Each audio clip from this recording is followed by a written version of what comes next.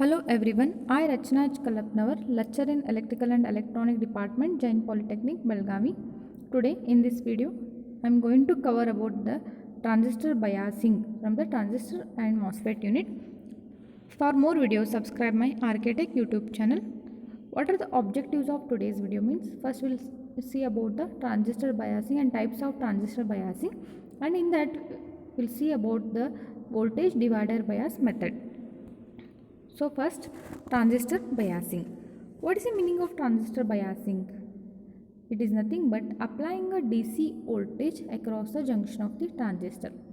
Something the electronic devices should work. We have to give the supply. Usually for electronic devices, we are applying the DC voltage. That is called as a terminology biasing. Why it is necessary?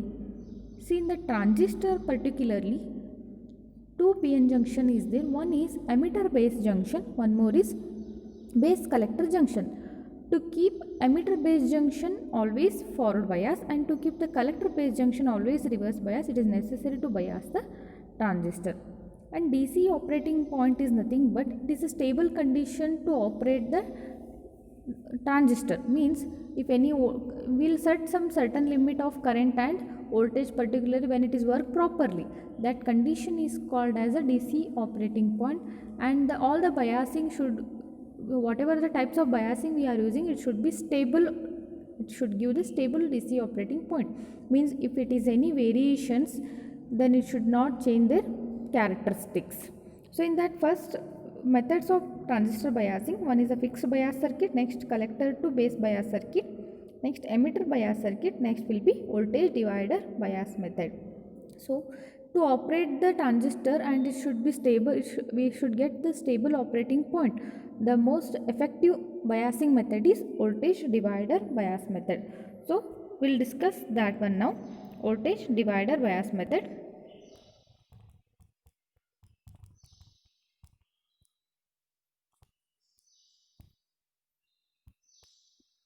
So you can see the circuit here. This is the voltage bias divider bias method. This is the transistor we are using, NPN transistor. The direction is outside. Emitter current, IB base current, IC is the collector current, and it is a voltage divider. Why this is the dividing, the two resistors dividing that circuit. So R1 and R2, RC is the collector side resistor and R is the emitter side resistor. VCE in between collector and emitter voltage VCE, and V is the inside to the emitter side voltage, and VB is the junction voltage of base and emitter junction. I1 is current flowing through R1 and R2. So in this analyzation, we have to find the two important parameters. One is the collector current IC, next is the collector emitter voltage VC. These two parameters we have to find out in this voltage divider bias method. So for that derivation, step by step we'll see. For the collector current IC, to find out this collector current IC, first what is the I1 we'll see now. Just see in this circuit, I1 what it will become. I1 is equal to I1, which is the current flowing through R1 and R2. So what is the Ohm's law? V is equal to I into R, and I is equal to V by R. What is the V here? VCC, and R is R1 plus R2. So we can write I1 is equal to VCC divided by R1 plus R2. So this is about using the Ohm's law we are getting here.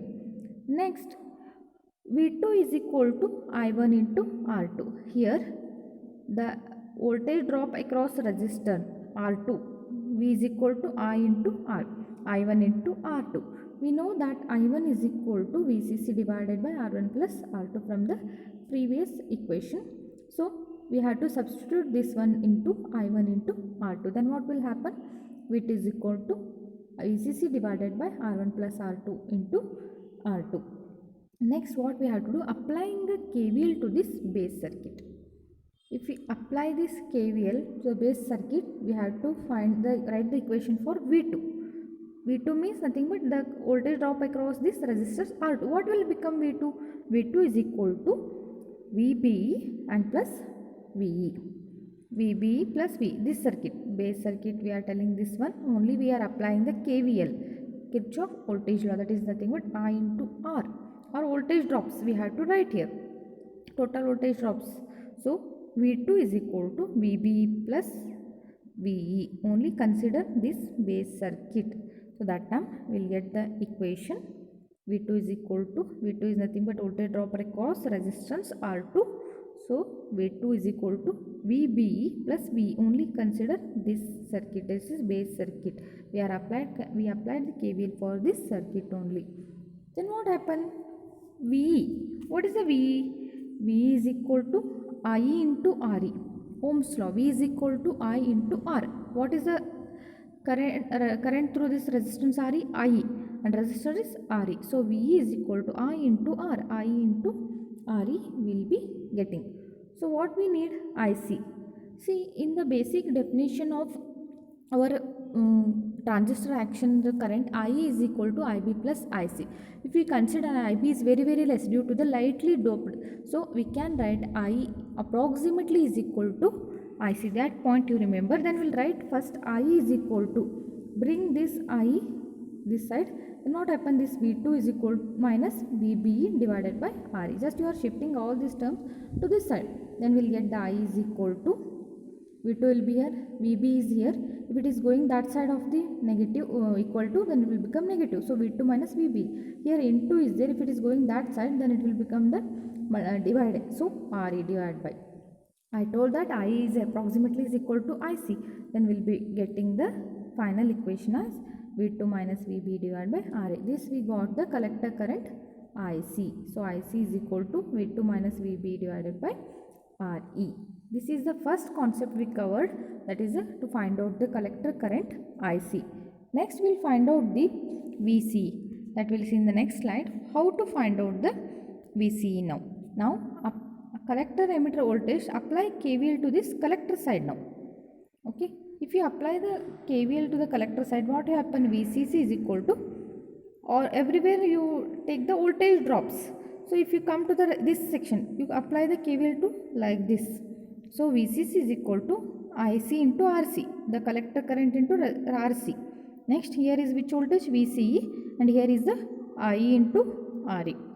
So what happened? We know that already IE is approximately equal to IC. Then we can substitute that ICRC plus VC. In place of IE, you write the IC. So ICRC plus VC, IE in terms of IE, you write the ICRE. Then what is the common in two terminal here and here? We will be getting the IC is the common. So take it out. IC into RC plus RE plus VCE you will be getting. So IC, RC plus RE plus VCE. So what we need? We need the collector emitter voltage VC, just shifting that. VC you keep it as it is, you just shift all those things. So that side here VCC is there. So VCC minus, if it is plus is there, bringing that side means IC into RC plus RE is our the collector emitter voltage VCE.